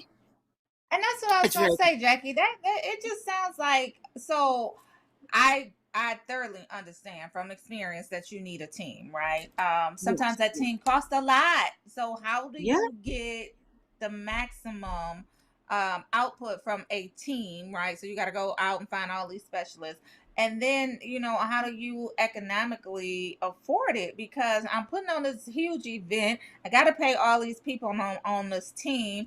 I have to manage it all. How do we do it? But before we even get there, who do we need on our team? And then how do we pay for them? So there's the thing, you have to look at your budgets and your strengths. If you're doing a first-time event, a lot of first-time event people don't make, I don't want to say they don't make money, but they sometimes don't, they don't make money, Jackie. Let's be real. Yeah. I mean, my very first event years ago, I paid for everything, had to make it free because I had to establish influence first. I had to establish value. If you have people that are starting out in the industry that need the support, this is a growing opportunity for all of you. Or if you are, I always tell people, hire, if you need something specific, hire the right person. Like if you definitely know you need PR, if you definitely know you need an event manager, pay for those people up cost. Everybody else, if you could build them into your team and let them know this is a working team, if we are able to secure sponsorship, I will give you a cut of that, or we'll give you promotion for your brand. There are people that are looking for that collaboration opportunity as well, but it has to be valuable for them, and you want to make sure that they feel just as included, and you're giving them the keys. Like when I have people that just collaborate with me, I'm not being so tight on all of my contacts. Like I'm going to allow them to use or share and work with my brand partners because they've given me hours upon hours of their time. And it's only fair that I don't want to say I allow them, but I give them the opportunity to connect with my brand partners as well. But what you need for your team, an event manager for sure, social media manager. Y'all, write this down, y'all, because people need somebody who understands events. Yes, you need somebody who understands events, understands the landscape of events, a social media person, because their job is just to monitor social. Marketing is key. You need somebody, or you need somebody who understands SEO and is able to put up sponsored ads to get into these niche areas that you just generally can't get into. And then somebody who can communicate well, whether they be a journalist, somebody who excelled in writing, or somebody who's studying PR, somebody that can write your materials for outreach, for pitching your speakers, and all these things. And also, lastly, if you are going to be reaching out to speakers or having people come on in, set up a Google form with all of the questions and Dropbox where people can tap in and they can your speakers can fill out all the information, download their photos, everything to a Google Drive. So all of your assets are in one place. That way you can have somebody pull all your assets. And if you can, get the color scheme, get your graphics done in advance so you already know what your flyers look like. So last minute, we're not recreating all of these designs all the time. Some things happen where it just happens later on in life, but the more you can start with, the better. Because I've done that. I've done a flyer, like even for one of my events, I didn't even have the flyer until maybe like a couple weeks. I'm just like, man, I know. And you get caught up, right? And it's because I'm team too much, doing way too much by myself. So that's why I've learned to really outsource and try to get as much done as possible. But life happens and you can't always get ahead, but if you can get ahead, do it. You should. So let's go back over that list again because you went really quickly, and I feel like we need to be paying you for this information. Everybody in Facebook is chiming in, and they like these like facts. My first fashion show was no bragging. Profit. Market Maze says great questions and answers. Jean's so crazy. Jean is one of our regulars, Jackie, and Hey, Jean. she's funny. She's really really funny. So Jean said, I want to have a virtual silent birthday party next year because I really don't like my family that much. Yes. You know what, Jean? You must be a Virgo in spirit. You must be a Virgo in spirit because as much as I love people, as I gotten older, I don't really. My birthday last year, I literally sat by myself at the park. I didn't want to see nobody. I just, when we're spending so much time with people, I love these people in this house, but Lord, Jesus, take the wheel at times because it'd be hard, y'all. Yes. I feel you. But last I will say says this. great info. I'm sorry, I just want to finish checking in with Facebook. Kathleen said great info. Wasn't that great info, girl? Kathleen and I do events. We've done events before. And this is some stuff that we definitely could have benefited from. But this is when the world was open. We haven't done a virtual event just yet. Yeah. So Kathleen said great info. Go ahead. Yeah. No, I was going to say one thing I did want to leave people with is when you're doing your events, one of the biggest things is that you need to collect data. And I'm a database person. It's really important to understand your demographics, where they're coming from, how many people tapped in with your event, because you create these things called fulfillment or wrap reports that you send to your sponsors afterwards. And those are things that those are tools that you can use to pitch sponsors in the future, because what sponsors really need is audience demographics. They need to know who the target is so it makes sense. And if they can see that you have a clickable, click-worthy, as I like to call it, event or product or opportunity, they're more likely to tap in with you. But you don't know that if you haven't started generating data and leads. So get into your Instagram and ask people, what type of events would you like to see? I'm hosting an event about beauty. What kind of topics would you like? Let your audience tell you what it is they want, and then you build around that. Because what a lot of us are doing is we're building events based on our own personal, and I've done, this is no shade, I've done it myself. We built events based on our personal egos and what we want, but then we're having audience receive things that they necessarily never asked for. So why are we not surveying our audience in advance and asking them what do they want? Because when we start speaking what they want to hear, they're going to tap in because there's an investment. But I just wanted to say that. Yeah. Great points. Everybody is chiming in on Facebook for you. Marcus says you have to be open-minded. Sharon shared the information with Sharika, and she basically said you need this young woman in your life, Sharika. So so I'm sure your DMs are gonna be blowing up after this.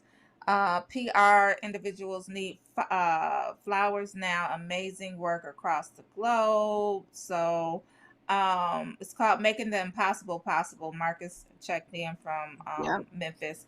So and then Robert said, "You giving us all the gems." Yeah, like I said, I feel like we should be paying you for this stuff because this is some valuable information. So if you missed out, you missed out. This is like a clubhouse session. Like if you missed it, you missed it. Listen, and for those who are on Clubhouse, quick tip: after your event, y'all should be after your event, you guys should be having a party, an after party on Clubhouse where people could actually talk and chop it up about what was actually going on. That's a great way of engagement as well to bring people, and it's more exclusive because not everybody is on Clubhouse. Just some thoughts, just some small thoughts on using that platform Can to you your take benefit. another one? Can you take another one? Because I wasn't looking cute. Take another one. Screenshot. You heard it? Yeah, I was trying to capture. Yeah, I was trying to don't be capture posting little. no busted pictures of me. No, I now on just tapped into Instagram. the Facebook. Okay, Portia, come through. Okay, just ready. 1, 2, 3. Portia's so funny. Yeah, we Y'all taking see what I have pictures. to deal with? See what I have to deal with? Don't be doing that. But that is a excellent point regarding Clubhouse because a lot of people use Clubhouse for their business, and people come in and they drop in, the actual celebrities drop in and they drop gems, and it's like that one time there's no replay. Is there a replay for Clubhouse? There's no replay, right? If you miss it, you No, miss there's it. not. Yeah. Yeah, there's no replay. But again, it's all about the engagement, right? How do you use the different facets of social? So, but I'm going to tap in online on Facebook right now and say hi to everybody and give them my email address and follow up with some comments if anybody has any. Yeah, let's do that. If y'all got questions for Jackie, put them in that Facebook comments. We have some other guys coming on. I see one is checked in. Randy is checked in. So these are some tech individuals that are coming on. Akeem Gardner and Randy Osai are social entrepreneurs, and they lead the cannabis and technology industry. Both are entrepreneurs and come from former college athletes turned business managers within the sports and entertainment industry. Now they're founders of Atlas 365 and the Athlete Technology Group. That two companies that work hand in hand by creating an ecosystem around execution, self-learning, and collaboration. So we're about to talk to Randy Osai, tech entrepreneur, and Akeem Gardner, tech entrepreneur. So Jackie, if you want to stay around, you can, girl. And we could talk to them. Yeah, I'll stay until they tap in, and then I'll stay until they tap in if anybody has. To the end if you want to. If you want to stay to the end. I got work. I'm just saying. I know you're busy. What'd you say, Jackie? I got work to do. It is a glorious. I know you're busy. Yes, yes, yes, it's a fun day. But yeah, anybody else has any thoughts or questions, definitely down to support. And again, never any shade. A lot of the things I speak from are my own personal experience. I've done events in less than 30 days. I've tried it, and I failed at some of it. It didn't go as well as I intended it to do because I was doing team too much. And I'm trying to take more responsibility for where I come in as a person, as an individual, especially if I'm trying to give out quality stuff. I can't give out quality by not giving myself the quality time to put together something properly. But again, it's different when you have a team and you have a big, well-rounded team behind you and support, and you've thought of what you're doing. If you've planned it, it makes sense. But if it's just overnight, like you woke up, and I can't tell you the amount of text messages from friends, woke up and I'm doing an event, I need your support. I'm like, next weekend. I'm like, ma'am, I can't even be successful for you. And that's the thing, when you're looking to outsource people, allow us to be successful for you. But I can't be successful if you're giving me a short turnaround time, and then you're paying me, and then you're expecting. I'm not Jesus. I can't turn water into wine. I want to, but I can't. Listen, I've been trying to turn water into wine, but it doesn't work out that way all the time. It don't work. It don't work. No.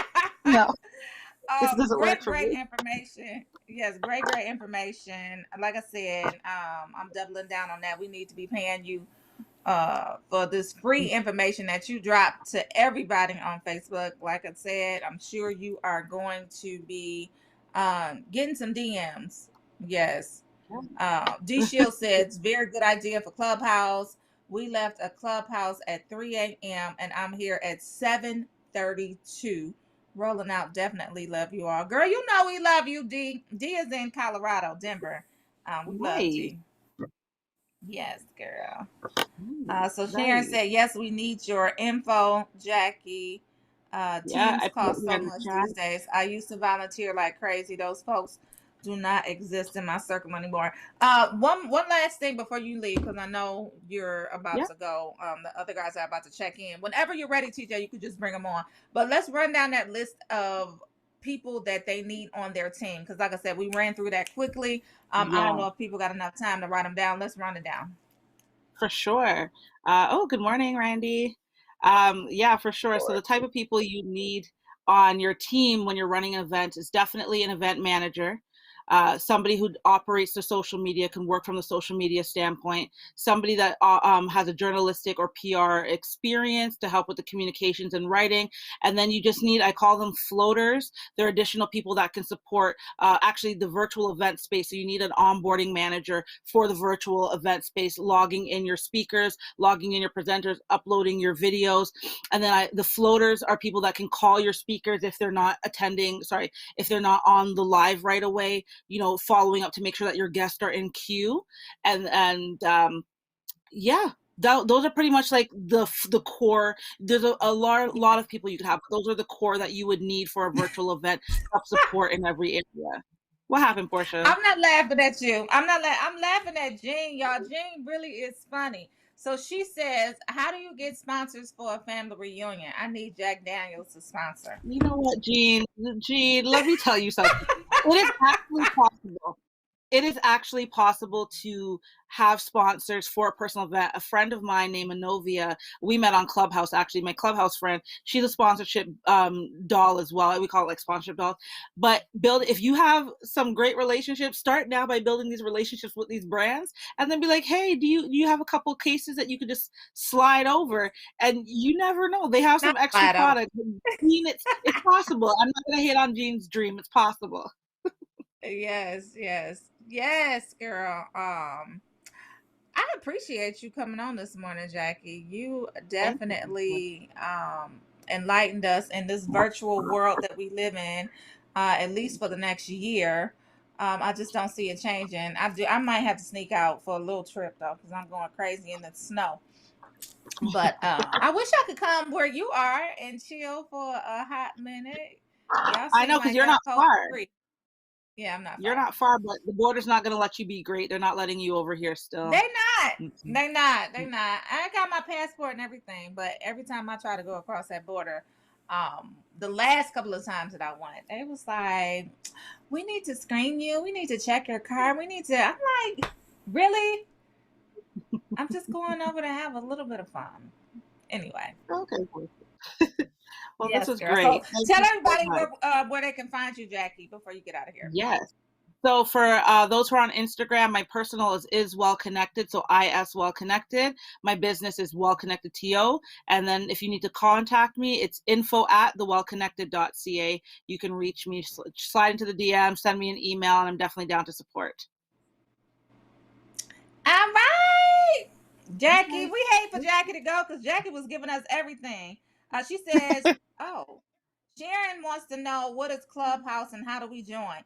You got any extra invites to send to Sharon? Sharon.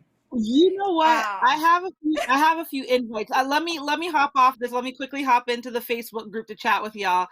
Good morning, Akeem, and I will definitely Sharon, I might have a few, but then you put me on blast. Because if I give you, I gotta give everybody else. It's like the siblings. All you had to say was, I got one. I only got one. I'm gonna give it to Sharon. Or you couldn't say, I don't have no more. I don't have any more. I gotta see how many I have, but I'm gonna tap in on the Facebook group. Portia, thank you so much, and Rolling Up for having me. I appreciate it. You're gonna have an amazing conversation with these two gentlemen right here. This is the Canadian edition, I want to call it, because we're tapping in. But these men are amazing, phenomenal, beautiful Black men who are doing crazy, crazy things that are going to be transcenders.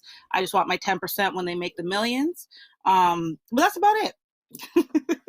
All right. They're like 5%. That's what's up, Jackie. Thank you for doing the intro. Now they can do their intro themselves. Hakeem, Randy, welcome to the Rolling Out AM Wake Up Call with your favorite host, Portia Monique. It's a pleasure to be here with you guys. Jackie teed you up so nicely. She was just like, Great you're to gonna meet have a you. wonderful conversation with these millionaires. So let's Well, go. Give us a little bit of First, background first, about first, who you are and what you do. Social, cannabis, tech entrepreneurs. How do you marry those? Tell us about yourselves. We'll start with uh, Randy. can you guys hear me okay? Yes.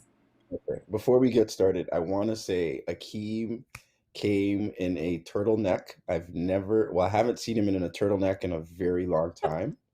So the fact that he's here swagging on us on a Tuesday morning, the You beard is know, lined up. You can tell the you do-rag just know, came on. you I know. gotta give some props to my big bro, Akeem Gardner. But yeah, what Listen, brought us Jackie here? already teed you guys up. She was like, they're I beautiful black know. men. Okay, beautiful. Well, thanks That's so what's much for up. having us. My name is Randy Osei, and this is actually my best friend and business partner, Akeem Gardner. We both grew up playing basketball, and um, basketball has done a lot for us from uh, keeping us out of trouble, getting us into school on scholarship. We got to travel and see the world. Back in 2013, I started working with NBA players as their brand and business manager. Akeem did the same. As time went on, Akeem left and went to law school in 2014, 2015, I believe, and came back. And when he came back, I had started my own company in 2015. He then came back in 2016, 2017, and we decided to launch a company called Atlas 365. And Mm-hmm. this was really supposed to be a catalyst for the cannabis space. We knew that they were legalizing it here in Canada, and we wanted to find a way to not only participate but also get our athletes involved, the athletes that we work with and have personal relationships with as well. The cannabis industry has left a lot of us out, so that was our main stake. So more recently around Atlas, we just closed a pre-seed financing round for about $560,000 Mm-hmm. into our portfolio company, Canerda. That was at the top of this year. During August of last year, I decided to launch the Athlete Technology Group, and that was a spin-off of what we did in 2019, which was the Athlete Technology Summit, a conference that brought athletes and tech companies together for collaboration, business opportunities, so on and so forth. So in 2020, we were trying to do it again, and COVID said, "No, you're not." That's And exactly decided, what COVID said. yeah, it said, "Don't even try it." So I was like, you know what? Yeah. Let's just turn this event into a company and ecosystem. And what we've been doing with the Athlete Tech Group is really providing athletes with education, different entrepreneurial opportunities around tech investing, partnering with Mm-hmm. businesses as well, and really just trying to create new pathways. I know a lot of athletes are make tons of money for what they do, but a lot of people don't know or understand that transition out of that sport, right? It's a big Right. ego check, and it's a Mm. huge ego check. And Mm.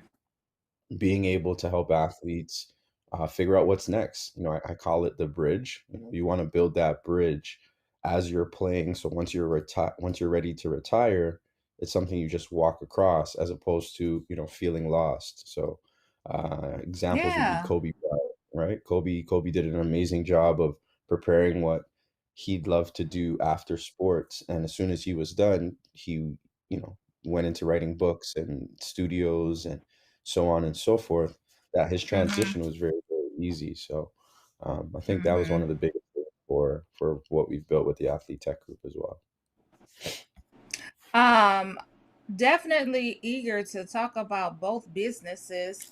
Um, I'll wait for Akeem to come back so we can talk about the cannabis business. But I do want to talk about your athlete business, because that's something that's so needed in today's world. Like, you do see um, athletes, particularly basketball players. I follow basketball more than I follow football, so there might be out there with football players. I just don't know about them. But particularly in basketball, you see them come out of playing basketball, right?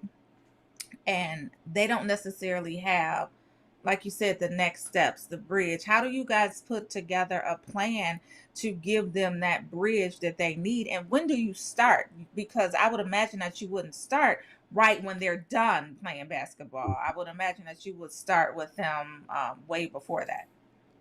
Yeah, so I've taken the time to survey about 150 athletes across the NBA, NFL, MLS, USL, so on and so forth. Um, what I've learned is, regardless of what stage they're in, it's something that everyone's looking for.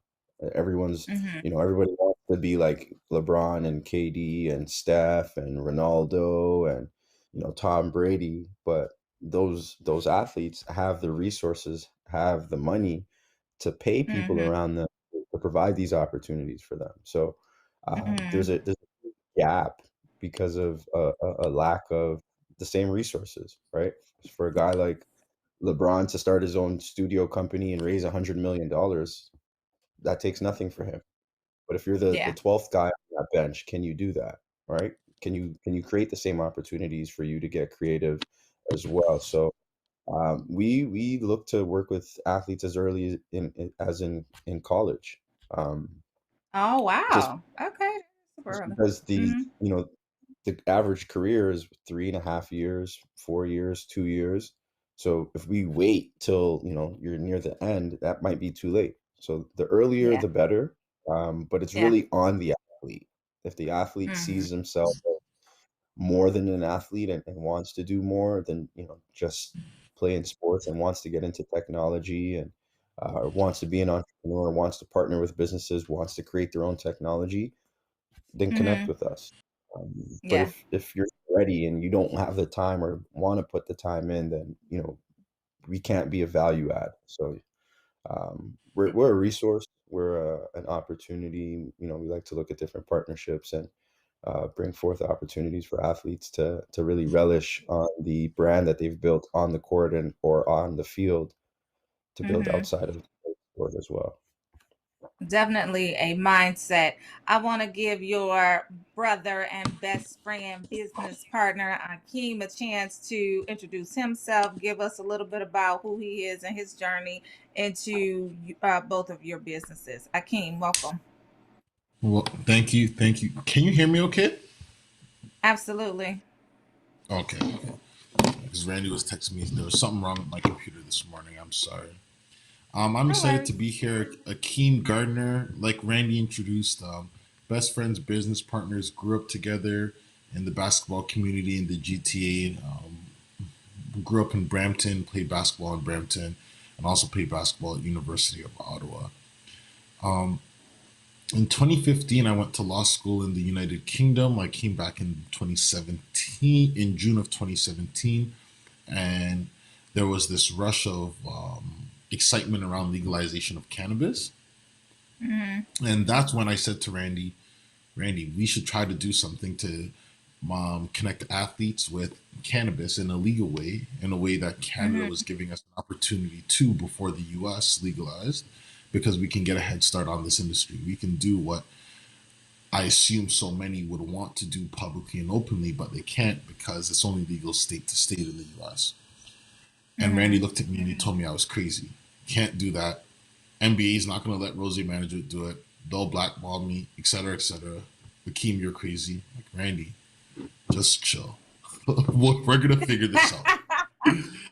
I'm like, Uh, we don't have to do it under Rose Management. Let's start a new company. I just learned this in law school. You can have separate companies, but still work together in a connected family. And that's when we launched that list, like Randy mentioned. So over the last 3 years, we've been doing any and everything to learn the Canadian cannabis slash Canadian industrial hemp industry. We more so lean towards the industrial hemp industry. The difference between hemp and marijuana is that Hemp plants don't have any THC. They grow outside on a farm. They grow really, really tall, much like corn or wheat or any other cash crop. And we figured out a number of different exciting ways that can benefit our communities, that can benefit our people, and generate economic opportunity for people that look like us when it comes to the industrial hemp plant. So as Randy mentioned at the beginning, we have some recent milestones that we've hit that have made things really exciting for us, including getting strategic investment from a strategic partner to help accelerate our business. And now we're just continuing to grow very rapidly, to continue to execute. We have shareholders now. We have people who have invested money into our ideas, our plans, and they want to see us grow. And now we're learning a lot about what it's like to have those shareholder relationships, to run a company, not just run a startup or a hustle, like actually run a company, communicating your milestones with different shareholders, communicating it with soon to be investors, and inviting people to trust you with their money, and that you can bring them returns. These are a lot of experiences, a lot of lessons that we never had growing up. I know I didn't learn it growing up. I didn't come from a household of entrepreneurs, of businessmen or women. We had to learn this and get here on our own. And I'm just excited to continue to be on this journey because it's very, very fun. A lot of ups and downs, but no 2 days are the same. And I'm very Yeah. appreciative of that and all the people that we're able to meet on this journey. Yeah, so you guys are in Canada. I know the laws are different between Canada and the United States, but Mhm. we only got about 5, 10 minutes left. I want to get into some of those barriers to entry for you guys and talk Mhm. about how you overcame them, if any, and Mhm. either one of Mhm. you can take that. Mhm. I'll I'll take it, and I'll start by saying what I found, and even Randy will say this as well. When it comes to Athlete Tech Group, the barriers to entry, we all have the normal barriers to entry: the money, the cost, the startup cost of the business, so on and so forth. But all of these, the real barriers to entry, I think, is knowledge and understanding of what it takes to run a business, and the understanding that this isn't going to be easy, and the hustle and the grit to go through those early days, because you know that you have a vision, you have a purpose, and you have something that's called you, and that everything is going to be okay.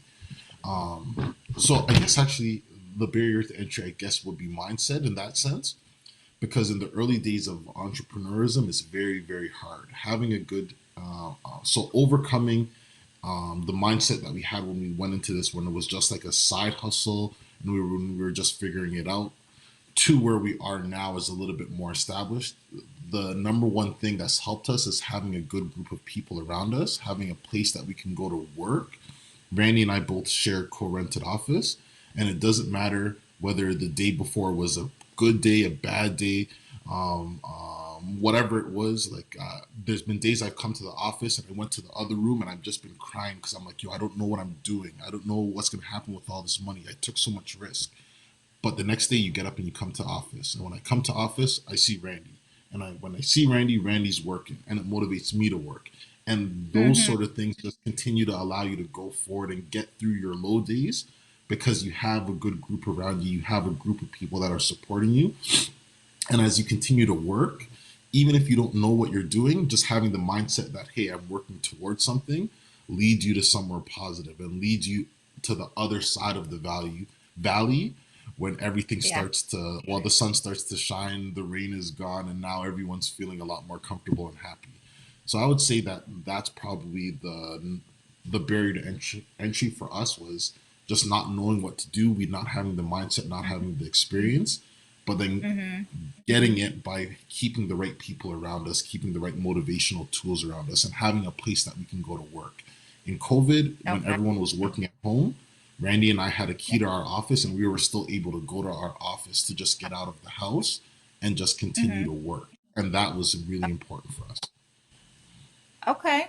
So I know here in the States, one of the statistics that is out there is that less than 1% of dispensary licenses go to Black and Brown people.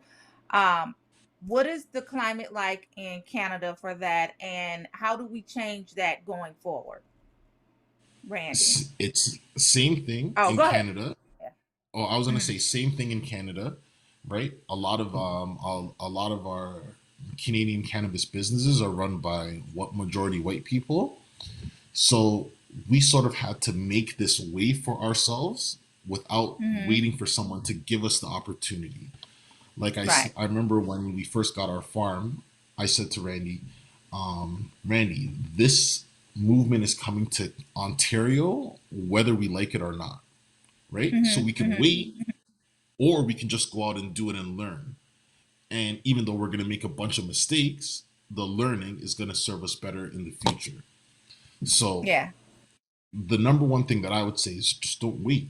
There's opportunity coming, take it, grab it.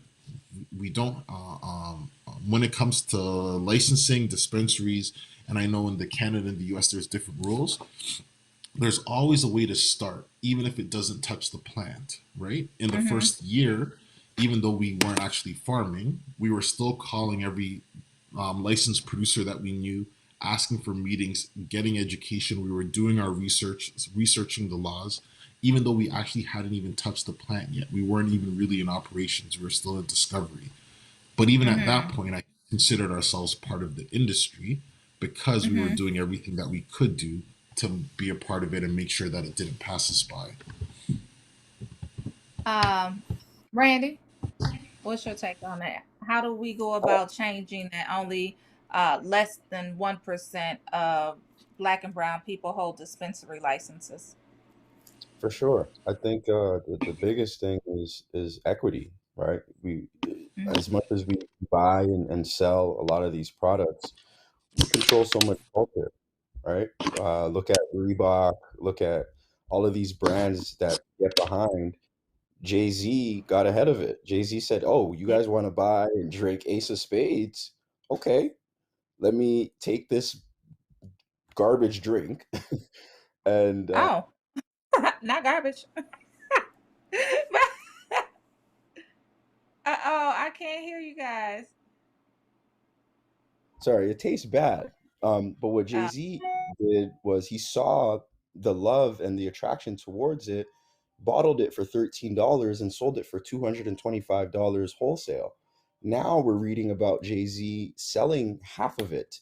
That half could be well worth over $400 million because he took an equity position. He didn't want to just be an end user, right? So a lot mhm. of the same things that Hakeem is talking about is cannabis, before we even get to the dispensary, understand that there's about 25,000 commercial uses for cannabis, and that's before modern technology.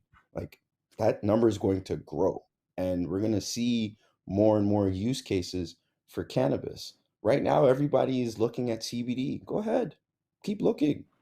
It's all the same thing across the industry, right? So Mhm. as technology advances, as cannabis continues to be a part of our lives. I remember when I was like 10 or 12 years old, and they said, cannabis was used for cancer patients. This was like 20 years ago, right?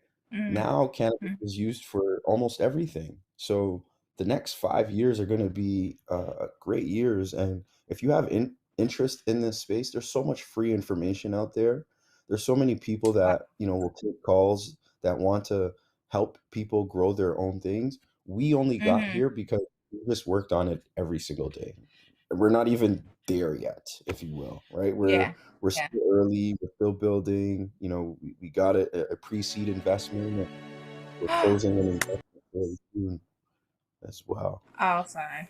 Yeah, no worries. We got a wrap. That was like our cue. Dang it. So this is such a great conversation. I definitely want to continue it. We didn't really get a chance to get into your athlete business. That's something that's worthy of talking about as well. So we're gonna have to dang on it. Wrap. Tell people where they can find you, how we can follow your movement. We'll figure out how to continue this conversation. And we'll go from there. We'll start with you, Randy. Sounds good. You could find me on Instagram, Randy Rose, ROZAAY, or the Athlete Tech Group on Instagram as well. Athlete Tech Group. And those are the two places you could definitely find me. That's also our websites as well, so you could check those things out there as well. Okay. Akeem? Oh, he didn't went out. Tell him where we can find Akeem, Mute. Randy. You're on mute. Is he still on mute? Sorry, I'm on Yes, he LinkedIn was. at Akeem Gardner. Sorry. Uh, Randy's on LinkedIn as well, Randy Osei. Akeem Gardner, Randy Osei on LinkedIn. On Instagram, I'm at 1AKG __. That's 1AKG __. And our on Atlas is Atlas 365 Inc. You can reach out to me any of those places, and I'm always up for a conversation. Thank you guys so much. Like I said, we'll figure out how to continue the conversation. Great talking with you guys. You guys dropped some great information. We got people on Facebook checking in, talking about Dee says she want to grow her own. She's so crazy. That wasn't Dee, that was Jean. Sorry. Jean said she wants to grow her own. So we can come back and talk about that later. We had to go. Thank you so much for checking into the Rolling Out Thank AM you for Wake Up having us. Call. We'll talk to you guys later. Make sure y'all go follow them because they got some great information that can help us. Thanks, y'all. Peace. Have a beautiful day, everyone. You too, D. Jackie, thank you for stopping by. I'm waiting on my music to cue. I don't know where my music went. There it is. Y'all, my pastor daughter today, I just want to let y'all know, it's never too late to start, y'all. Reset, restart, refocus as many times as you need to. Let's kick 2021 out the gate. It's time to put in some work. I was telling my co-host on the wind up on Sunday, like it's really time to get to a heavy bag, but not only just being by yourself, like bringing people along with you. Talking to guys like Akeem and Randy can definitely help get you there. Coming up with these great ideas and executing on them. Getting you a team, like Jackie said, you definitely have to have your team, whether it's doing virtual events, whether it's doing your own project management, whatever it is. Project management is a skill, but you have to get your own team, y'all. So reset, restart, and refocus as many times as you need to. Let's do it. I'm looking for a heavy bag. I don't know why King James is logged in. I don't know why he think this is his forum, y'all.